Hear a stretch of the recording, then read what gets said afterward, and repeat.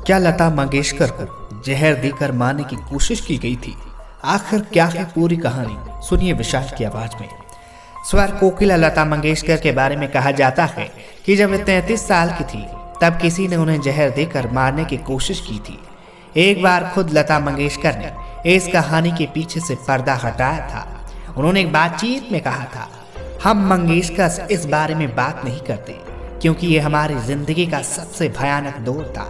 साल था 1963। मुझे इतनी कमजोरी महसूस होने लगी कि मैं बेड से भी बमुश्किल उठ पाती थी। हालात ये हो गए थे कि मैं अपने दम पर चल फिरने में भी सक्षम नहीं थी। लता जी की माने तो इलाज के बाद वे धीरे धीरे ठीक हुई। वे कहती हैं, इस बात की पुष्टि हो चुकी थी कि मुझे धीमा जहर दिया जा रहा था। डॉक्टर्स का ट्रीटमेंट और मेरा दृढ़ संकल्प मुझे वापस ले आया। 3 महीने तक बेड पर रहने के बाद मैं फिर से रिकॉर्ड करने लायक हो गई थी। ठीक होने के बाद लता जी का पहला गाना कहीं दीप जले कहीं दिल हेमंत कुमार ने कंपोज किया था। लता जी बताती हैं, हेमंता घर आए और मेरी माँ की इजाज़त लेकर मुझे रिकॉर्डिंग के लिए लेके गए। उन्होंने माँ से वादा किया कि किसी भी तरह के तनाव के लक्षण दिखने के बाद वे तुरंत मुझे घर वापस ले आएंगे। किस्मत से रिकॉर्डिंग अच्छे से हो गई। मैंने अपनी आवाज़ नहीं खोई थी। लता जी के इस गाने ने फिल्म फेयर अवार्ड भी जीता। लता मंगेशकर के मुताबिक उनकी रिकवरी में मजरूह सुल्तानपुरी की अहम भूमिका थी। वे बताती हैं कि मजरूम साहब शाम को घर आते और मेरे बगल में बैठकर कविताएं सुनाकर मेरा दिल बहलाया करते। वे दिन रात व्यस्त रहते थे। उन्हें मुश्किल से सोने के लिए कुछ वक्त मिलता था, लेकिन मेरी बीमारी के दौरान वे हर दिन आते थे।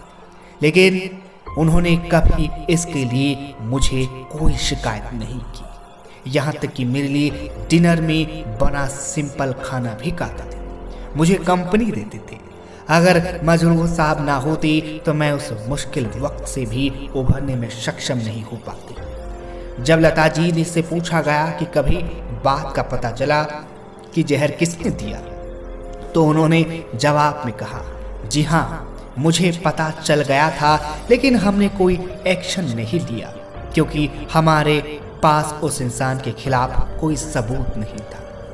बॉलीवुड हंगामा की रिपोर्ट के मुताबिक जब लता जी से पूछा गया कि क्या यह सच है कि डॉक्टर्स ने उन्हें कह दिया था कि वे फिर कभी नहीं गा पाएंगे, तो जवाब में उन्होंने कहा, यह सही नहीं है। यह मेरे धीमे जहर की इर्द गिर्द बुनी गई एक काल्पनिक कहानी है। डॉक्टर्स ने मुझे नहीं कहा था कि मैं कभी नहीं गा पाऊंगी। मुझे ठीक करने वाले हमारी फैमिली डॉक्टर आरपी कपूर हैं।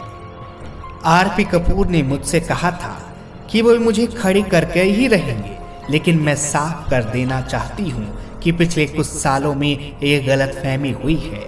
मैंने अपनी आवाज़ नहीं खोई थी।